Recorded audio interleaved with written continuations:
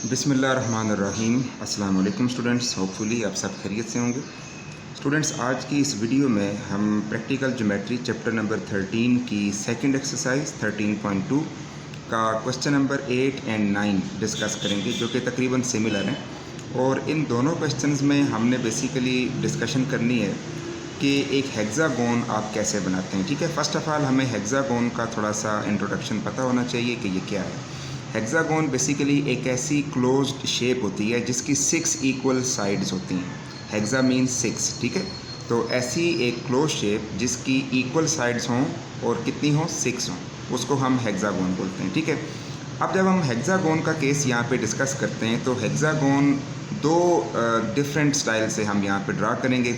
एक होगी around a circle. Around a circle से मुराद ये है कि एक सर्कल आपने बनाया होगा और उसके बाहर वो हेक्सागोन बनेगी। ठीक है, और दूसरे हम केस में देखेंगे कि सर्कल के अंदर यानी इन द सर्कल आप हेक्सागोन कैसे ड्रा करते हैं, वो हम इसके बाद देखेंगे। तो अराउंड अ सर्कल को हम एक और वर्ड से भी यहाँ पे मेंशन कर सकते हैं, अबाउट अ सर्कल, यानी कि draw a regular hexagon about a circle. ये वर्ड्स भी यूज़ किए जा सकते हैं। या फिर थर्ड ये भी वर्ड यूज़ किया जा सकता है कि सरकमस्क्राइब अ रेगुलर हेक्सागोन। ठीक है, यानी कि आपने सरकमस्क्राइब करनी है regular hexagon about a circle, यानी कि सर्कल के बाहर। ठीक है, तो ये हमारा केस नंबर 1 होगा। तो चलें हम डिस्कस करते हैं कि इस केस को हम किस तरीके से लेके चलेंगे। ठीक है, तो फर्स्ट ऑफ़ ऑल हमें अपने क्वेश्चन में लाजमी एक सर्कल का रेडियस यानी उसकी मेजरमेंट आपको दी जाती है, जैसे कि 3 सेंटीमीटर या 3.5 सेंटीमीटर। तो फर्स्ट ऑफ़ ऑल हमने वो सर्कल ड्रा कर लेना है। ठीक है, 3 सेंटीमीटर रेडियस का या 3.5 सेंटीमीटर रेडियस का हम वो सर्कल ड्रा कर लेंगे। ठीक है, उसके बाद हमने ऐसे करना है कि इस सर्कल का कहीं भी एक डायामीटर आप ड्रा कर लें।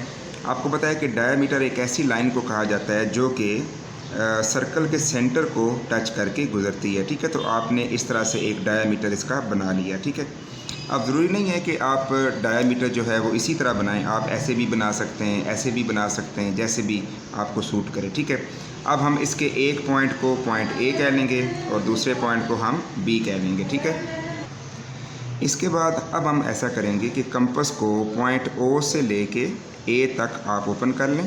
ठीक है, पॉइंट ओ से लेके ए तक ओपन कर लें या आप ओ से बी तक ओपन कर लें, आपको पता है दोनों इक्वल ही हैं।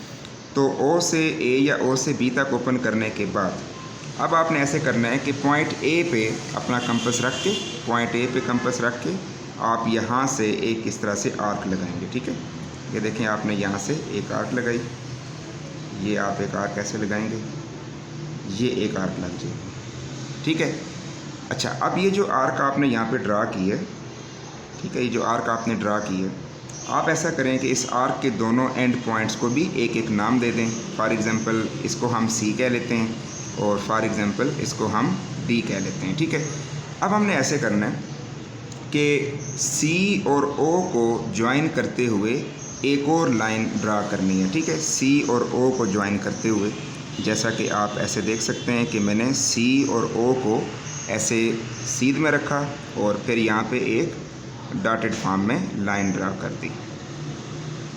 ठीक है जी, ये आपने लाइन ऐसे ड्रा कर दी। ठीक है, और इसका जो अपोजिट एंड पॉइंट है उसको आप ई का नाम दे सकते हैं। ठीक है, अच्छा सेम केस अब आपने ऐसे करना है कि डी और ओ को भी ज्वाइन करते हुए एक लाइन और ड्रा कर देनी है। ठीक है, डी और ओ, डी और ओ को ज्वाइन करते हुए एक लाइन आप मज़ीद ड्रा कर लें यहाँ पे, वो भी डॉटेड फॉर्म में ही होनी चाहिए। ठीक है, ये अब आपने ऐसे ड्रा कर ली। ठीक है, और अब इस पॉइंट को अब आप एफ़ का नाम दे सकते हैं। ठीक है, तो यूँ आपने फ़र्स्ट ऑफ़ ऑल ये एक वर्किंग की है। आपने एक आर्क ड्रा की, आर्क के जो दोनों एंड पॉइंट्स थे सी एंड डी, तो सी और ओ को ज्वाइन करते हुए एक लाइन ड्रा कर दी और फिर डी और ओ को ज्वाइन करते हुए एक और लाइन ड्रा कर दी। स्टूडेंट्स, अब आप ये देख सकते हैं कि हमारे पास 6 एंड पॉइंट्स जो हैं वो आ चुके हैं सर्कल के सरकमफेरेंस पे, यानी सर्कल की बाउंड्री पे 6 पॉइंट्स हमारे पास आ चुके हैं, यानी कि 1 2 3 4 5 एंड 6, और ये सब पॉइंट्स जो हैं वो इक्वी डिस्टेंट हैं। ठीक है, अब हमने इसके बाद क्या करना है, अब हमने ऐसे करना है कि इन तमाम एंड पॉइंट्स पे, यानी A B C D E F, इन सब पे आपने 90 डिग्री का एक एंगल ड्रा करना है। ठीक है, 90 डिग्री का एंगल ड्रा करने का तरीक़ाकार कंपस की मदद से आपने 9th क्लास में क्लियर किया हुआ है। ठीक है, तो चलें अब हम उस पर वर्किंग अपनी स्टार्ट करेंगे। तो फर्स्ट ऑफ़ ऑल अगर मैं पॉइंट डी पे 90 डिग्री का एंगल ड्रा करूँगा तो उसका क्या तरीक़ाकार होगा, आप ये देख सकते हैं कि यहाँ से आप पहले कंपस को मुनासिब सा खोल लेंगे, बहुत ज़्यादा भी ना हो बहुत कम भी ना हो, और यहाँ से आप एक डी या हाफ सर्कल जिसे बोलते हैं, सेमी सर्कल आप ड्रा कर लें। ये आपने ड्रा कर लिया। ठीक है, अब उसके बाद यहाँ पे अपना कंपस रख के आप जो पहली आर्क लेते हैं वो आपको पता है कि वो 60 डिग्री की होती है। ठीक है, इसी तरह फिर 60 डिग्री पे यहाँ पे रख के जो आप दूसरी आर्क लेते हैं वो 120 डिग्री की होती है। ठीक है, और इस पूरे प्रोसेस के दौरान आपने कंपस को ज़्यादा या कम उसका रेडियस नहीं करना, ना ही उसको ज़्यादा करना ना कम। ठीक है, अच्छा अब उसके बाद हमने यहाँ पे इस पॉइंट पे रख के ऊपर एक आर्क लगानी है। ये वही प्रोसीजर चल रहा है जो आप 9th क्लास में बारहा दफ़ा सीख चुके हैं कि 90 डिग्री का एंगल कैसे बनाया जाता है। तो ये अब आपने इस तरीके से बना दिया। ठीक है, अब ये जो पॉइंट आपको मिला है ये वाला, इसको आप पॉइंट डी के साथ कनेक्ट करके एक स्ट्रेट लाइन ड्रा कर देंगे। ठीक है, ये आप इस तरीके से ड्रा कर देंगे, ये आपके पास एक लाइन ऐसे बन जाएगी। इसको हम टेंजेंट लाइन भी बोलते हैं, और ये आपने सबसे पहले इसका प्रोसीजर कंप्लीट किया। अब स्टूडेंट्स हमने सेम टू सेम केस जो है ये जो 90 डिग्री वाला है वो पॉइंट ए पे भी करना है, पॉइंट सी पे भी करना है, एफ़ पे भी, बी पे भी, ई पे भी, इन सारों पे आपने 90 डिग्री का एंगल जो है वो ड्रा करना है।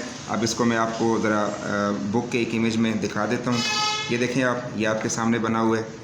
अब आपने इधर भी 90 का एंगल ड्रा किया, एक पॉइंट पे ड्रा किया, फिर दूसरे पे भी किया, तीसरे पे भी, चौथे पे भी, सब पे आपने इसको ड्रा कर दिया। ठीक है, तो ड्रा करने के बाद जब आपके पास एक लाइन ऐसे बनेगी, फिर उसके बाद एक लाइन यूँ बनेगी, फिर एक लाइन ऐसे बनेगी, फिर इस तरह इस तरह इस तरह, ये सारी जब आपस में कनेक्ट हो जाएंगी तो ये आपके पास एक रेगुलर हेक्सागोन जो है वो ड्रा हो जाएगी। आप देखें मैं इसमें 1, ये साइड एक है, फिर ये दूसरी है, फिर ये तीसरी, चौथी, पाँचवीं, छठी, तो ये आपके पास 6 साइड्स की इक्वल ड्रा हो जाएंगी, ये बन जाएंगी। ठीक है, तो ये स्टूडेंट्स हमारे पास एक रेगुलर हेक्सागोन का मेथड था जो कि आपने यहाँ पे सीखा, जिसको हमने सर्कल के अबाउट या सर्कल के बाहर वाली साइड पे इसको ड्रा किया है। इसको हम सर्कमस्क्राइब और रेगुलर हेक्सागोन इसका नाम भी दे सकते हैं। ठीक है, तो स्टूडेंट्स इसके साथ ही हम आज की इस वीडियो को एंड करते हैं। नेक्स्ट वीडियो में इंशाल्लाह हम सीखेंगे कि सर्कल के अंदर आप हेक्सागोन कैसे ड्रा करते हैं। तब तक के लिए अपना ख्याल रखिएगा। जज़ाकल्लाह।